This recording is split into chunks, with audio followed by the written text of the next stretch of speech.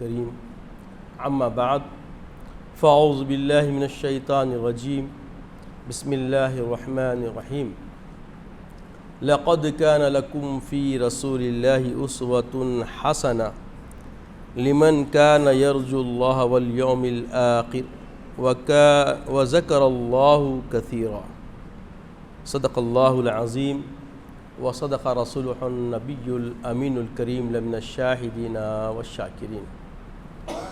تمام تعریف اللہ رب العزت کے لیے سزاوار ہے جو ساری خلقت کا مالک و ملجا ہے، جس کے دست قدرت میں کل جہاں کی بادشاہت ہے، جو چاہتا ہے کر گزرتا ہے، اس کے اختیار کو کوئی روک نہیں سکتا۔ وہ قدیم ہے، ابدالآباد سے ہے اور ہمیشہ ہمیشہ رہنے والا ہے۔ میں گواہی دیتا ہوں کہ نہیں ہے کوئی معبود برحق لائق عبادت سوائے اللہ جل مجدہ کے، اور میں یہ بھی گواہی دیتا ہوں کہ محمد عربی صلی اللہ تعالی علیہ وآلہ وسلم اللہ کے بندے اور خاص رسول ہیں۔ صلاۃ و سلام نازل ہو ہمارے آقا نامدار حضور تاجدار محمد عربی صلی اللہ تعالی وسلم پر، آپ کی آل پر، آپ کے اصحاب پر۔ بزرگان دین، برادران اسلام، اللہ رب العزت کا ارشاد ہے لقد کان لکم فی رسول اللہ اسوۃ حسنہ لمن کان یرجو اللہ والیوم الآخر وذکر اللہ کثیرا وذکر اللہ کثیرا۔ تو اس آیت کریمہ کا شان نزول جو روایتوں میں آتا ہے وہ یہ ہے کہ جب اللہ کے رسول صلی اللہ تعالی علیہ وسلم کو کفاران مکہ و مشرکین حد سے زیادہ ستانے لگے تو اس وقت جنگ خندق ہوئی۔ تو جنگ خندق میں نبی رحمت صلی اللہ تعالی علیہ وسلم تمام صحابہ اکرام رضوان اللہ تعالی علیہم اجمعین کے ساتھ مل کر تیاری کرنے لگے، خندق کھودنے لگے، چٹانیں آتی چٹانوں کو پھوڑنے لگے اور مٹی اٹھا کر باہر پھینکنے میں مدد کرنے لگے۔ صحابہ کے ساتھ جڑ گئے، شب و روز لگا دیے، کئی دن کا عرصہ گزر گیا اور حالت اتنی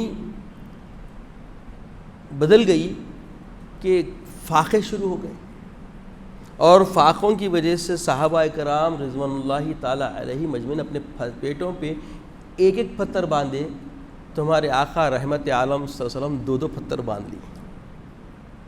تو یہ تو شان نزول ہے یہ آیت کریمہ کا۔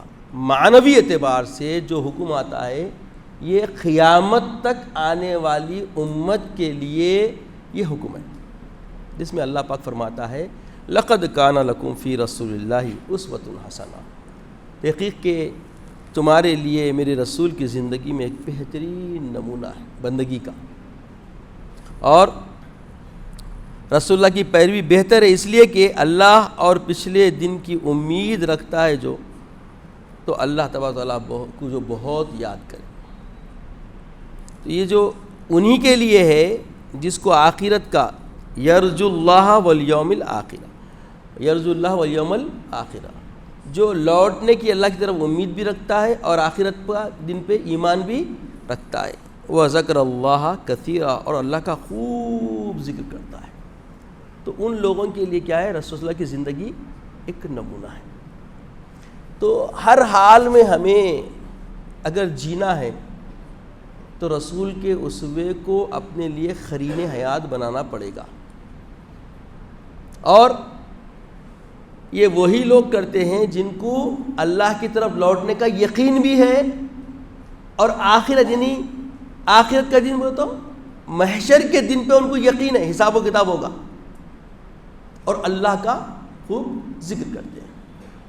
تو یہ جو ماہ نور شروع ہوا ہے اس کی نسبت سے میں نے اس آیت کریمہ کو منتخب کیا آج کے جمعہ کے لیے، کیونکہ ماہ نور ربیع الاول کا پہلا جمعہ ہے، اور بہت ساری خرافتیں اس وقت مروجہ احوال ہمارے حالات میں پھیلے ہوئے ہیں اس کا خاتمہ بھی ضروری ہے۔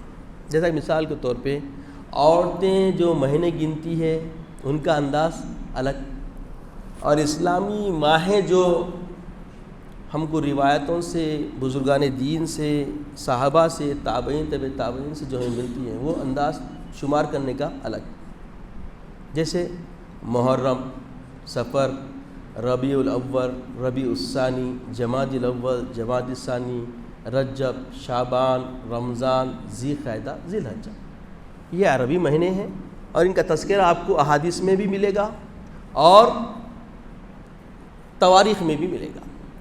اب ہماری عورتیں اپنے انداز میں مہینوں کے نام رکھ لیے، خوش شوالی، رجب، شعبان، بارافات، ایسے نامہ رکھ لیے جس کے اندر ان کو یقید راسخہ باطلہ کا خیال ہی نہیں۔ تو ہمارے استاد اس سے پہلے بھی ذکر کیا، پڑھاتے وقت بولتے تھے ہمارے استاد، ارے میاں وہ لال کتاب میں، میاں وہ تمہیں وہ کتاب سمجھ میں نہیں آتی بولتے تھے۔ تو یہ لال کتاب کیا ہے، لال کتاب کیا ہے؟ ایک بات ہوتی نا، تعلیمی زمانے میں بچپن تھا، جب شعور میں آیا، سمجھ میں آیا کہ عورتوں کی حجت والی باتیں رہتی جس کا مقابلہ کوئی بھی نہیں کر سکتا، وہ لال کتاب۔ جیسا گزشتہ جمعات میں نے رکھا باتیں کہ عورتیں عجیب عجیب رواج بنا ڈالی کہ جب پردہ کرتا کوئی شوہر وغیرہ تو اس کے چہلم کرنے میں دن کم کرنا۔ کتنا بڑا فساد ہے معلوم آپ کو، بہت بڑا فساد ہے یہ۔ عدت کے دن عورت گنتے رہتی، عدت کے ایام 4 مہینے 10 دن ہے، اگر آپ دنہ کم کر کے اس کو تشویش میں ڈال دیں گے، نہیں دن کم کر کے چہلم کریں گے تو شمار کرنے میں بہت تذبذب آنے کا یقین ہے، نہیں مشکوک کرنے کا یقین ہے۔ تو یہ کون فتنہ ڈالی نہیں معلوم، دن کم کرنا، چہلم ہو تو چہلم 4 دن 40 دن میں کرو، نہیں۔ پہلی بات یہ کرنے کا جواز جو ہے وہ بھی آپ کے سامنے میں نے رکھ دیا دو ٹوک انداز میں کہ یہ کیا ہے، ایک نقطہ نظر سے اسلام میں کیا ہے، اتم الطعام افشوا السلام بینکم تحابوا، یہ ہر وقت کے لیے ہے، اور خصوص کر جب ایصال ثواب کے لیے بھی کھانا کھلانے کا امر ہے، ثابت ہے نا بھائی، ایصال ثواب، کھانا کھلانا کیا ہے، سنت ہے، اس کا اجر ملتا، ثواب ملتا، اس کے لیے کھلاتے۔ بکرج کٹنا، کاٹنا بکرا، یہ جو باتیں ہیں یہ منطقی باتیں، یہ گھڑی ہوئی ہے، اسلام سے اس کا کوئی تعلق قطعی نہیں ہے، قطعی نہیں ہے۔ ایسے بہت سارے رواج بے انتہا خرافت امت کے اندر ہے۔ تو ویسے ہی کیا ہے، ربیع الاول کے دن بھی لوگ جو ہے نا خرافتیں بھرپار کر دی، مختلف خرافتیں آ گئی ہیں۔ تو خدا را ان خرافتوں سے بالکل اپنے آپ کو دستبردار کیجیے۔ اللہ کے حبیب صلی اللہ علیہ وسلم کی حیات کیا ہے، ہمارے لیے اللہ نمونہ بنا دیا۔ تو اللہ کے رسول صلی اللہ علیہ وسلم سے پوچھا گیا، یا رسول اللہ لماذا تصوم فی یوم الاثنین، آپ پیر کے دن روزہ کئی کو رکھتے ہیں؟ تو آقا علیہ السلام نے فرمایا، اسی دن میں پیدا ہوا ہوں، اسی دن مجھے اٹھایا جائے گا، جیسا کہ آقا صلی اللہ علیہ وسلم نے فرمایا۔ تو اور دنیا بھی دیکھی کہ معاملہ ایسا ہی ہوا، اور شکر کے طور پہ اللہ کے وسلم روزہ رہتے تھے۔ تو پیر کے دن اللہ کے رسول کے روزہ رہنا کیا ہے، سنت ہے، یہ رسول کی دائمی حیات طیبہ کا سنت طریقہ ہے۔ تو ربیع الاول کے دن آپ روزے رہیے، اذکار کیجئے، اور یہاں تک کہ حدیث قدسی میں آتا ہے کہ من ذکرک فقد ذکرنی، اے حبیب جس نے آپ کا تذکرہ کیا گویا اس نے میرا تذکرہ کیا۔ تو ربیع الاول کے دن رسول صلی اللہ علیہ وسلم کے تذکرے ہونا چاہیے، یہ بہت بڑی نعمت ہے کہ خاتم النبیین، خاتم المرسلین، سید الانبیاء صلی اللہ علیہ وسلم ہمارے آقا ہیں، آپ کی بعثت ہمارے لیے امتیازی بہت بڑا پہلو ملا ہم کو، سابقان امت پہ فوقیت جو ہم کو نصیب ہوئی ہے یہ آقا کے تصدق سے ہوئی ہے۔ کوئی اس کا منکر بن سکتا کیا؟ کوئی اس کا انکار کر سکتا کیا؟ اور اتنی عظیم نعمت کے ملنے پر تحدیث نعمت کرنا، شکر کرنا، شکر بجا لانا، یہ فطرت ہے بندگی کی، نہیں تو بندہ ہی بندہ کہاں ہے؟ جیسا کہ اللہ کا وعدہ ہے، لَإِن شَكَرْتُمْ لَزِيدَنَّكُمْ وَإِن كَفَرْتُمْ لَعَذَابٌ لَشَدِيدٌ، اگر تم نعمت خدا بندی پر شکر کرو گے تو تم کو اور نعمت مزید ملے گی، اور اگر نعمت خدا پر اگر ناشکری کرو گے تو سخت عذاب میں مبتلا کر دیے جاؤ گے۔ تو زندگی میں اگر سب سے بڑی کوئی نعمت ہے تو رسول اللہ کے امتی ہونے کی نعمت، اس سے بڑی کوئی نعمت ہے تو بتا دو کوئی، ہاں؟ اس کو مانتے نہیں مانتے؟ سید عالم صلی اللہ علیہ وسلم ہمارے آقا ہے، ہمارے سردار ہے، ہمارے رسول ہے، خاتم النبیین خاتم الرسول ہے، اس سے بڑی عظیم نعمت ہو ہی نہیں سکتی۔ اور یہ نعمت کا اظہار کرنے کا طریقہ بھی سنت ہے، یہ بھی کیا ہے؟ سنت ہے، سنت ثابت ہے، بلکہ رسول اللہ کو اللہ کا حکم ہے فَأَمَّا بِنِعْمَتِ رَبِّكَ فَحَدِّثْ، اے میرے حبیب اب نعمت آپ کو جو نعمتیں اللہ نے دی ہے اس کو تحدیث کے طور پہ بیان کریے، شکر کے طور پہ بیان کریے۔ تو رسول اللہ کو جو نعمتیں ملی اس کا تذکرہ کرنا اور لوگوں میں بیان کرنے کے لیے اللہ کا امر، تو ہم کو نعمت رسول اللہ ملی ہے تو اس کا تذکرہ کرنا اور اس کے لیے تحدیث نعمت میں بیان کرنا اور اپنی نسلوں کو بتانا کہ ہم کو جو نبی ملا ہے وہ نبی لاسانی نبی ہے، اور جس کی ذات جس کی ہستی بعد از خدا توئی قصہ مختصر کی ذات، خدا کی پوری خلقت میں اگر اللہ تعالیٰ نے سب سے عظیم کوئی خلقت پیدا کی تو وہ کون ہے؟ ہمارے آقا سید عالم محمد رسول اللہ صلی اللہ علیہ وسلم۔ یہ ہمارا یقینہ ہونا چاہیے، ہمارا یہ یقین ہونا چاہیے۔ جب تک ہم اس منزل پہ نہیں آئے ہمارا ایمان کامل ہو ہی نہیں سکتا، ایمان کامل ہو ہی نہیں سکتا۔ اور ایمان کی اکملیت کے لیے، ایمان کے کامل ہونے کے لیے آقا علیہ السلام نے خود فرمایا لا یؤمن احدکم ان احب الیہ من والدہ وولدہ والناس اجمعین، اور ایک حدیث میں آتا ہے لنفسہ کا بھی لفظ آیا ہے، جو اپنی ذات سے بھی زیادہ سید عالم سے محبت کرے، کہ تم میں سے کوئی مومن ہو ہی نہیں سکتا، لا یؤمن احدکم، تم میں کا کوئی ایک بھی مومن نہیں ہو سکتا، ان احب الیہ، یہاں تک کہ میں اس کے نزدیک محبوب تر، محبت میں بالکل انتہائی محبت والا، احب الیہ من والدہ و ولدہ والناس اجمعین۔ اب باپ سے بڑھ کے کوئی محبت کرتا کسے بھی، فطرت انسانی، نفسیات کی بات دیکھیے آپ، تو وہاں پر بات کو بتا دی گئی کہ اپنے والدین سے زیادہ، اپنی آل اولاد سے زیادہ، اپنے تمام لوگوں سے زیادہ، جو بھی تمہارے قرابت دار ہیں ان سے زیادہ محبت محمد رسول اللہ صلی اللہ علیہ وسلم سے نہ کی جائے، تمہارا ایمان کامل ہی نہیں ہوتا۔ جب محبت کا رشتہ اس انداز سے استوار ہو جائے، اس طریقے سے جڑ جائے، تو معاملہ پھر کیا ہوگا؟ کوئی ادا، کوئی سنت ترک ہو جائے، کیا حیاء ایمانی کا تقاضا ہے؟ محبت اگر ہے، سنت چھٹی، اب کسی کو بولے میں تیرے سے محبت کرتا ہوں، اس کی اداؤں کو نہیں سنا رہی، اس کی پسند کو اپنی پسند نہیں بنا رہی، ہاں، اس کے آئیڈیل کو اپنے آئیڈیل نہیں بنا لے رہی، محبت کا دعویٰ سچا ہوتا کیا؟ بولیے۔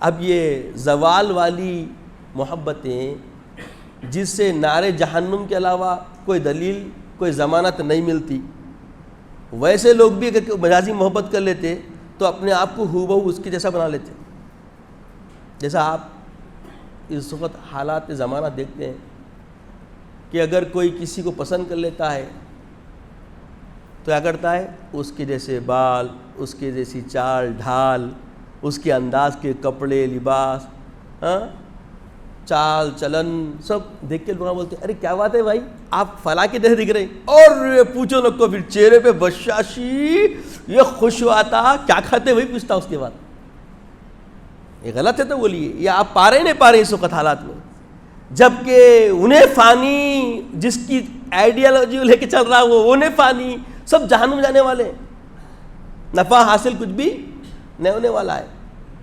بات سمجھ گئے نا؟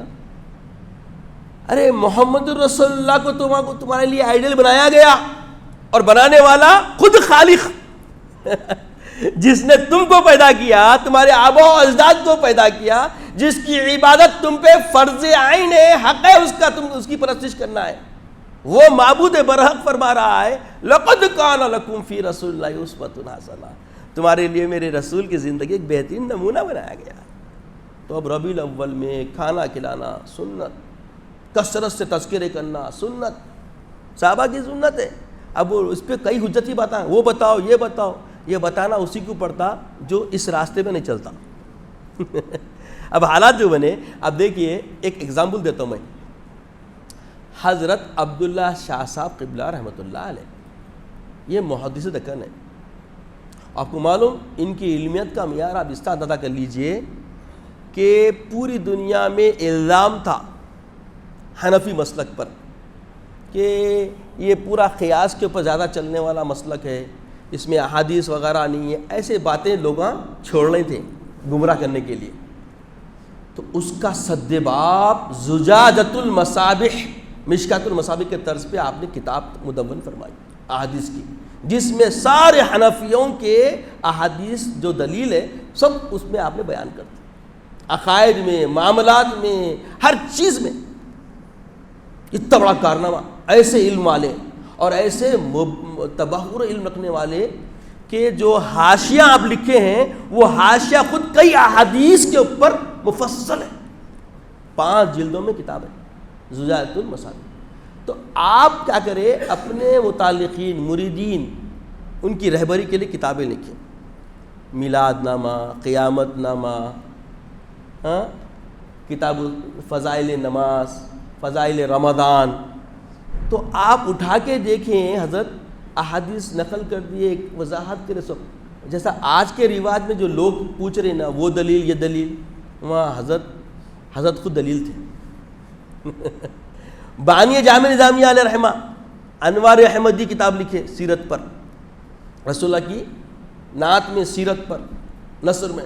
آپ اٹھا کے دیکھیے کیسی کتاب ہے، کیا احادیث کا ذخیرہ ہے، کیسے فضائل بیان فرمائے ہیں، اور آپ خود دلیل۔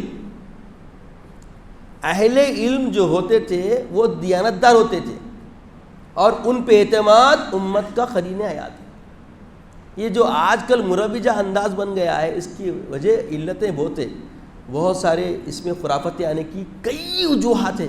ان وجوہات پہ خود اگر جمعہ بیان کرے، آپ کی ہر چیز آپ کے لیے شرح ہو جائے گی۔ اور یہ فتنے اب کے نہیں ہیں، اسلام میں داخل ہوئے سو حضرت عثمان ذی النورین کے زمانے سے داخل ہو گئے سو۔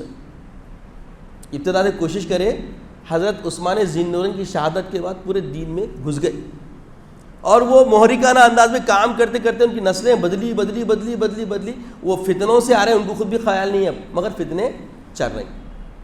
این زمانہ تک تعاقب کیا گیا، اور حقیقت بھی یہی ہے۔ اب کچھ لوگ ایسے ہیں، ان کو اگر ان کی حقائق دکھائے جائیں تو وہ ماننے سے تیار نہیں ہوتے۔ جیسے آپ سنیں، کسی کو بھی بعض کو اس کی حال چال ڈھال پہ بات کر کے تنقید کرے، بھئی یہ حال تھا ہی نہیں ہے، قبول کرتے نہیں کرتے۔ تو ویسے ہی معاملات میں، عقائد میں بہت بڑی خرافتیں امت کے اندر آ گئی۔ اب اس وقت دیکھیے، اب کھانا کھلا رہے ہیں، اتنا بڑا کام ہے یہ کھانا کھلانا۔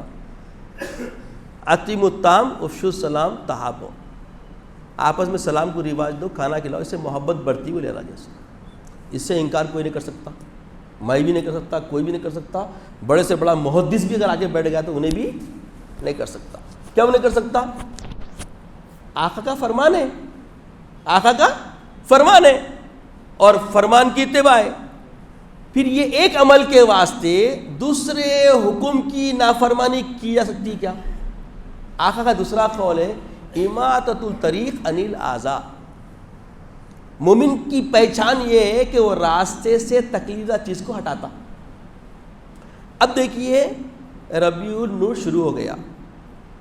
اب یہ پیغام صرف یہ مسجد کے واسطے نہیں ہے، اب جو لوگ دیکھ رہے ہیں پورے ہندوستان میں پہنچے گا، بلکہ ہندوستان کے باہر بھی جائے گی بات، تو جانا ضروری بھی ہے۔ تو ہر وہ شہراہوں پر، روڈوں پر پکوان کر کے میلاد منانے والوں کے لیے پیغام ہے کہ ایک سنت تو تم زندہ کر رہے ہو، اور سنت کے احیاء کا کیا درجہ ہے، اور کیا فضیلت ہے اور کیا اجر ہے، اس کو کوئی محیط نہیں کر سکتا. کہ آقا فرماتے ہیں فتنوں کے دور میں ایک سنت کو جو زندہ کرے گا اس کو 100 شہیدوں کا ثواب ملے گا. اللہ اکبر. کھانا کھلانے کا جو سنت ہے یہ ایک سنت عظیمہ ہے، یہ 100 شہیدوں کا ثواب. اچھا جو سنت کو مار دے گا اس کو کیا ہوگا؟ ایک سنت زندہ کرے تو 100 شہیدوں کا ثواب، اور جو سنت کا خاتمہ کر رہا، سنت کو مٹانے کی کوشش کر رہا، اس کا کیا ہوگا؟ آپ سمجھ رہے ہیں؟ جب اجر اتنا ہے تو سزا کیسی ہوگی؟ تو راستے سے تکلیف ہٹانا بھی رسول کی بولیے سنت ہے. تو جب کبھی آپ جہاں کہیں پکوان کر رہے ہو میلاد النبی کے انتظامات میں، یاد رکھیں کہ کسی کو تکلیف نہیں ہونا. راہگیروں کو، کسی راہگیر کو تکلیف دینا سنت کے خلاف ہے. اب بڑے بڑے طریقے سے ایسے لوگ ہمارے سامنے آئے تھے، اب کیا بولے جیسا ہے، کچھ بول ہی نہیں سکتے. ارے مولانا وہ ممبر تک اچھے ہیں آپ، کیا بول رہے ہیں بھائی؟ ممبر کی بات جتنی ہے کس کے لیے ہے؟ روزمرہ زندگی کے لیے. ممبر پہ وہی بولنا ہے جس کی امت کو ضرورت ہے. 2 خطبے اولیٰ میں نصیحت کرنا ہے. اگر کوئی سنت کا استحصال ہو رہا ہو، امت غفلت کر رہی ہو، اس غفلت سے بیدار کرنا خطبے اولیٰ میں. خطبے ثانیہ میں فضائل، مرتبے، درجات، فضیلتیں بیان کرنا ہے، دعائیں کرنا ہے نا. یہ ہے 2 خطبے. تو وہ خطبے کا ترجمہ آپ کے سامنے رکھ رہے ہیں اب، ہے نا. اور اختصار اس لیے کرتے ہیں وقت کے تقاضوں کے حساب سے مختصر کر دیتے. جتنا بولے ہو بہو ہر ورڈ ٹو ورڈ بیان کرے تو پھر اب ٹائم بڑھتا. ہر مسجد میں اس وقت کاروبار والے، دفاتر والے، مختلف شعبے جات کے لوگ کیا جمعہ پڑھنے آتے ہیں، تو سب کا خیال رکھنا ضروری ہے. تو اختصار سے کام لے لیتے ہیں. تو اس کا مطلب یہ نہیں ہے کہ آپ صرف جمعے میں خطبے میں بولتے تو بس ہے. یہ وہی باتیں بولنا ہے جس کا روزانہ ہماری زندگی سے رابطہ پڑتا. تو آپ ایک سنت زندہ کر رہی، ایک سنت جو لوگوں کے ذہنوں میں نہیں ہے، جیسے کہ سلام کی سنت ختم ہو رہی گھروں سے، ہو رہی نہیں ہو رہی. تو ہم یہ سوچ کے کہ زندگی رکھنا ہے سنت کو، اگر شروع کر دیں ہر فرد، ہر مصلی، جو اب ہماری مسجد کے لوگ ہی شروع کر دیا تو سب مسجد شروع کر دیں، ہر ایک کو سلام. اور کیا ہے؟ افشو سلام بینکم من عرفت من لم تعرفت. سلام کا رواج کیسا کرنا ہے؟ جس کو آپ جانتے ہیں اس کو بھی کرنا، جو مسلمان بھائی جس کو آپ پہچانتے ہیں اس کو بھی کرنا. اب ایک چیز آپ دیکھتے ہوں گے، آپ سلام کرتے لوگ آپ پوچھتے کون ہے بھائی؟ پہچانا نہیں. ارے بھائی کیونکہ اس کو نہیں معلوم کہ نہیں پہچاننے والے کو بھی کیا کرنا ہے؟ سلام کرنا ہے. اور سلام سے کیا ہوتا؟ تحاب و محبت بڑھتی. آج ہمارے درمیان میں محبتیں کم ہو کے ہم دور دور جو ہو گئے، اس کی علت، اس کی بنیاد ہماری نسلوں کو نہیں معلوم. اور سلام کا طریقہ بتایا اللہ کے رسول کیسا فرمائے. اللہ کتنی ادنا سے ادنا رہبری فرما دی ہمارے آقا. اسی لیے آپ کی حیات کو اللہ تعالیٰ اسوہ نمونہ بنا دیا. نمونہ بندگی. اگر کوئی سلیقے کی زندگی جینا چاہ رہا بندگی کی، رسول کے حیات کو اپنا نمونہ بنا لو. تو بولے اگر کوئی ملاقات کرے اور پھر کچھ لمحے کے لیے دیوار بیچ میں آئے، پھر ملاقات ہوئی، پھر سلام کرو. کیونکہ یہ لمحے جو گزرے پھر سلامتی کی دعا دو. سلام کیا ہے؟ اللہ سے رحمت کی دعا ہے، برکت کی دعا ہے، پھر سلام کرنا ہے. تو اب لوگ جو ہے نا گھر میں رہنے سلامی نہیں ہے، جبکہ باہر جاتے ہو سلام کر جانا، گھر میں آتے وقت سلام کرنا، یہ سنت ہے. اور یہ سنت ہماری نسلوں کو نہیں معلوم. رستے میں تکلیف پیدا نہیں کرنا. پکوان کر رہے ہیں میلاد کا، کئی لڑکیاں کالجز سے آتے، اسکولوں سے آتے، لڑکیاں آتے، نوجوان لڑکیاں، ان کے لیے رستہ نہیں ہے. آپ سمجھ رہے ہیں آپ کتنی تگڑی تکلیف ہے، کتنا پھرنا پڑتا. بعض جگہ تو 2 کلومیٹر، بعض جگہ 5 کلومیٹر. اور سابق میں ایک مسجد میں چھوڑ دیا یہی بات سے، کیونکہ مسجد میں کے سائڈ میں اتنی بڑی جگہ تھی، بھائی وہاں پکوان کرو، رہبری کرا رہے، ارے آپ کیا بتا رہے ہیں بھائی، دوسرے لوگ نہیں دیکھ رہے، انہوں یہ کرے انہوں کرے. اب حالت یہ ہو گئی کہ ان کے جو 10 روز آتے پورے دروازوں پہ موت رہے، آپ کچھ بھی نہیں کر سک رہے، ان کا کچھ بھی نہیں اکھاڑ رہے. کہیں کو آپ سنت کا استحصال کریں، آپ سمجھیں نا رسول کی دی ہوئی تعلیم کو، آپ رسول کی محبت کا نام لے کے رسول کے دیے ہوئے اسوے کا استحصال کریں، تو اب آپ کا استحصال شروع ہو گیا. یہ پکی بات ہے، اگر میں بول دیا تو آپ جا کے دیکھ بھی سکتے کیا کریں گے بولیے. تو خدا را میلاد النبی منانا مستحسن ہے، یہ ایک عظیم عمل ہے، اور یہ ہمارے لیے امت ہونے کا ایک اعزاز ہے، اس سے انکار نہیں. مگر منہج طریقہ وہی بنائیے جو ہمارے اسلاف نے بنایا. ہمارے اسلاف کیسا میلاد بنائے، ہم کو ویسے ہی میلاد منانا چاہیے. میلاد کے نام سے ایسے کام انجام مت دو، ایسے خرافتوں کو اجاگر مت کرو جس سے امت کا استحصال ہو جائے، امت بدنام ہو جائے. ہمارا ہر کردار، ہر شعار رسول اللہ سے جڑا ہوا ہے. ہم جو بھی کریں گے اس میں رسول اللہ کی شان ہے، رسول اللہ کی عظمت ہے. عاشقین کے لیے یہی چاہیے، آپ کو دیکھے تو ہمارا رسول یاد آنا، ایسا ہونا ہے کہ ارے یہ تو محمد رسول اللہ کے فالوور ہے، محمد رسول اللہ کے چاہنے والے، محمد رسول اللہ کے عاشق ہے، ایسا ہونا. تو کردار سے ہمارا طریقہ معلوم ہو جانا، آقا کی شان کیا ہے، آقا کی عظمت کیا ہے. ارے قرآن بیست کا معاملہ بعد میں ہوا، آقا علیہ السلام نے پہلے اپنے آپ کو منوایا. کیسا منوایا؟ یہ کیا کم معجزہ ہے، بعد میں قرآن اترا ہے. یہ کیا کم، یہ بھی ایک معجزہ ہے ہمارے آقا کا. کیسا معجزہ ہے دیکھیے، یہ کیا کم معجزہ ہے، بعد میں قرآن اترا ہے. بنائی ہے فضا سرکار نے کردار سے پہلے، وہ کردار رسول ہمارے اندر آنا. جری ایسے قسم کے وحشی درندگی رکھنے والے انسان کو انسانیت سکھانے والے ہمارے آقا، اس لیے معلم انسانیت فرمایا گیا ہمارے آقا کو. پوری دنیا مانتی ہے آپ کا لوہا. تو اللہ تعالیٰ سے دعا ہے کہ یا الہ العالمین ہمیں نیک توفیق عطا فرما، نیک ہدایت عطا فرما. مولا ہمیں میلاد منانے والے میلادی تیرے عابدین بندوں میں شامل فرما. مولا جیسے ہمارے اسلاف نے میلاد النبی بنایا مولا، ویسا بنانے کا منہج و طریقہ ہماری نسلوں کو عطا فرما. مولا ہم سب کے اندر شکر کی توفیق عطا فرما. مولا تو نے ہم پہ احسان فرمایا اپنے محبوب کو عطا کر کے، مولا تیرے احسان کو ماننے کی ہمیں توفیق عطا فرما، اور اس نعمت کی تحدیث میں شکر میں ہمیں شکرانہ ادا کرنے کی توفیق عطا فرما.